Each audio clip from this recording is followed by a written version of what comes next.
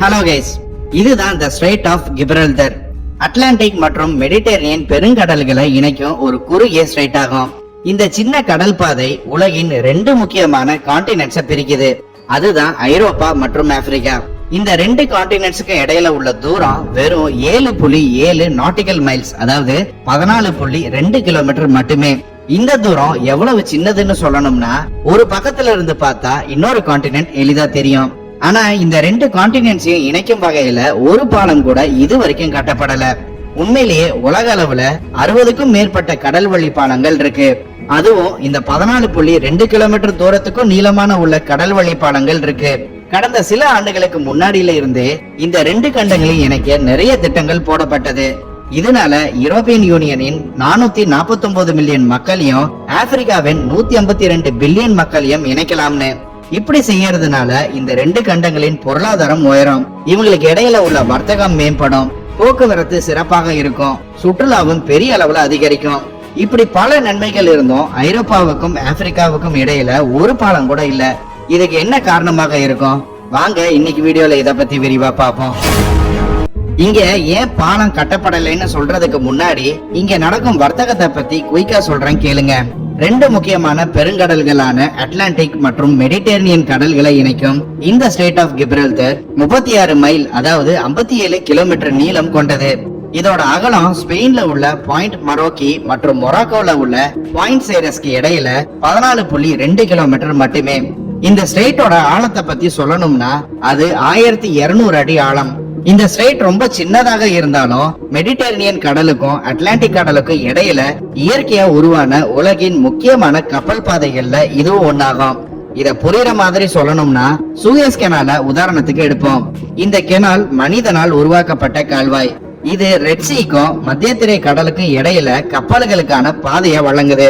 Suez கெனாலின் அகலம் ரொம்ப குறுகலா இருக்கிறதுனால பெரிய அளவிலான கப்பல்கள் எப்பனாலும் இங்க சிக்கிக்கும் அபாயம் இருக்கு.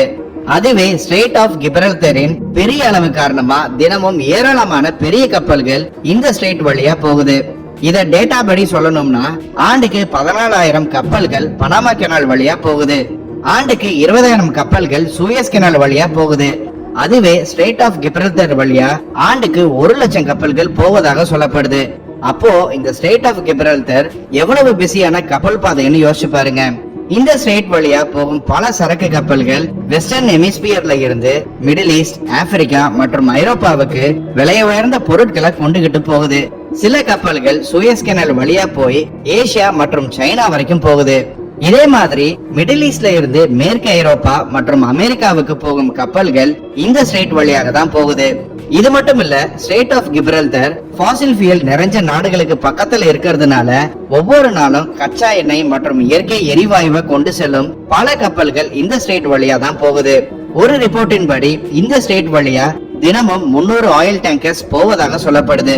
இந்த ஆயில் டேங்கர்களின் மதிப்பு பல மில்லியன் டாலர்ஸ் ஆகும். ஸ்ட்ரெய்ட் ஆஃப் கிப்ரல்டர் உலக சந்தைகளுக்கு ஒரு முக்கியமான வர்த்தக பாதையாகும்.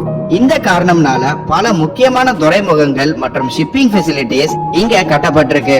உதாரணத்துக்கு ஸ்பெயினின் அல்ஜிசிரஸ் போர்ட், இது ஐரோப்பாவின் மிகப்பெரிய கப்பல் துறைமுகமாகும்.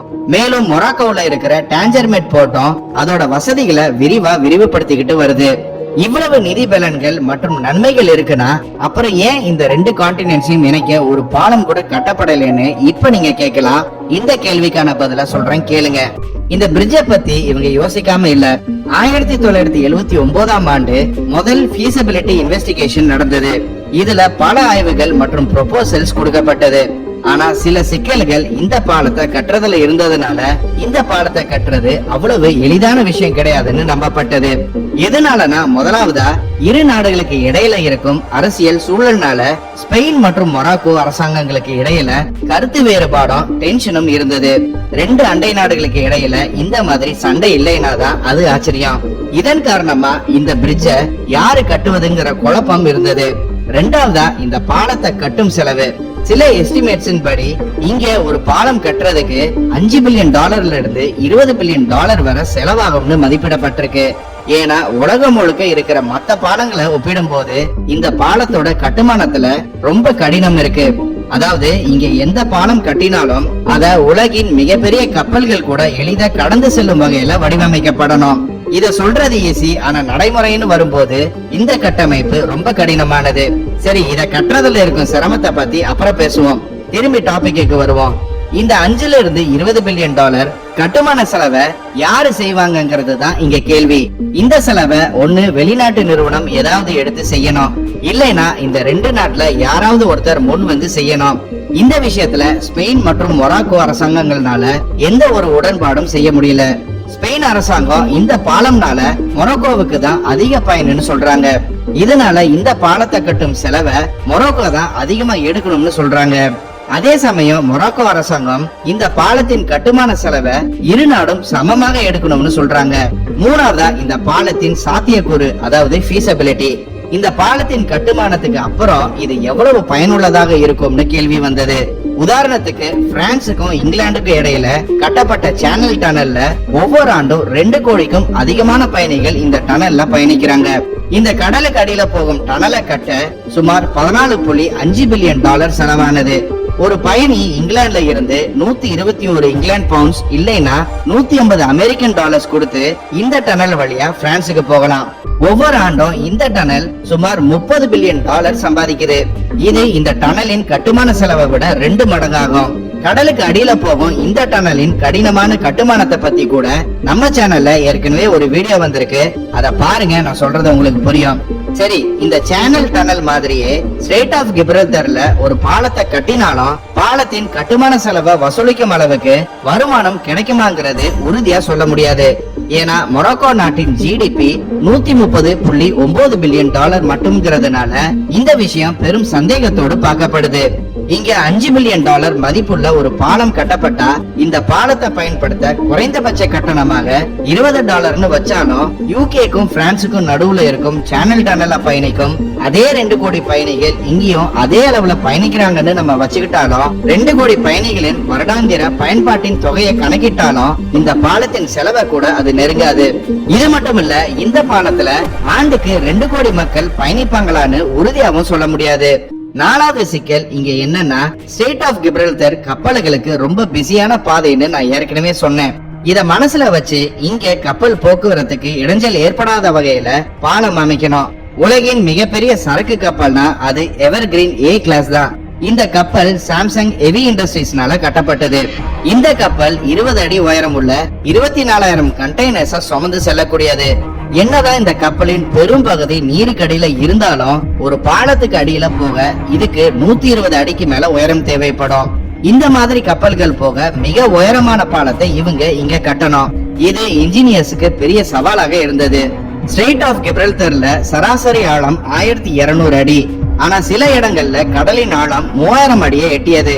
இவ்வளவு ஆழத்துல இருந்து ஒரு பாலத்தின் தூண்களை கட்டணும்னா அது உலகின் மிக உயரமான கட்டிடமாக சொல்லப்படும் புர்ஜ் கலிஃபாவை விட அதிகமாகும். இன்னைக்கு வர உலகின் மிக உயரமான பாலத்தின் தூண்கள்னா அது மிலான் வியடக்ட் பிரிட்ஜ் தான். இந்த பாலத்தின் தூண்களுடைய உயரம் 1104 அடி. இந்த பாலத்தின் சவாலான கட்டுமானத்தை பத்தி கூட நம்ம சேனல்ல ஏற்கனவே ஒரு வீடியோ வந்திருக்கு, அத பாருங்க, நான் சொல்றது உங்களுக்கு புரியும். சரி, ஸ்ட்ரெய்ட் ஆஃப் கிப்ரல்டர்ல ஒரு பாலத்தை கட்டணும்னா அது 3000 அடிக்கும் அதிகமான உயரத்துல கட்டணும். இது மட்டும் இல்ல, இங்க பெரிய தூண்களை அமைப்பது, அதுவும் தண்ணீருக்கு அடியில அமைப்பது பெரிய சவாலாக இருந்து வருது. எதனாலனா இங்க இருக்கிற நீரின் வலுவான வாட்டர் கரண்ட்ஸ் ஒரே மாதிரியா இருக்கிறது கிடையாது. கடலின் ஆழத்துல நீர் கிழக்குல இருந்து மேற்கு நோக்கி நகருது. அதுவே கடலின் மேற்பரப்புல நீர் மேற்குல இருந்து கிழக்கு நோக்கி நகருது. இதனால இங்க உயரமான தூண்களை கட்டினா 2 சைடுல இருந்து வரும் தண்ணீர் தூண்கள் மேல அதிக அழுத்தத்தை கொடுக்கும். இதனால இந்த பாலம் கட்டுமானம் இன்ஜினியர்ஸுக்கு பெரிய சவாலாக இருந்து வருது. சரி, இது வரைக்கும் நான் சொன்ன 4 விஷயங்களை கூட சமாளிச்சு இங்க ஒரு பிரிட்ஜ் கட்டப்பட்டாலும் 5வதா இருக்கும் இந்த பிரச்சனைக்கு தீர்வே கிடையாது. அது என்னன்னா பூமியின் டெக்டானிக் பிளேட்ஸ். நம்ம பூமியின் கிரஸ்ட் டெக்டானிக் பிளேட்ஸ் சொல்லப்படும் பல பிரிவுகள்னால ஆனது.